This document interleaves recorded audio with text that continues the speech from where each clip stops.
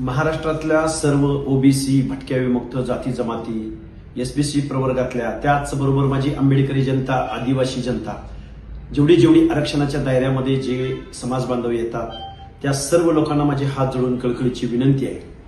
परवा दिवशी 5 तारखेला आपल्याला बारामतीला लाखोच्या जनसंख्येनं उपस्थित राहायचं आहे. आपला मोर्चा होतोय ओबीसी आरक्षणाच्या बचावासंदर्भातला.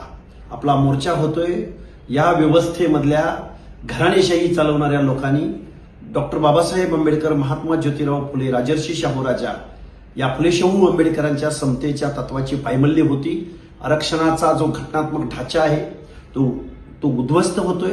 तेव्हा बारामती आणि बारामती परिसरातील, मग ते शिरूर असो, दौंड असो, इंदापूर असो, फलटण असो, मानखटाव असो, की आमचं पुरंदर असो, नीरा असो, लोणंद असो, या सर्व परिसरातल्या, सासवड असो, या सर्व परिसरातल्या लोकांना माझी हात जोडून कळकळीची विनंती आहे आपल्या ओबीसी आरक्षणाच्या बचावासाठी.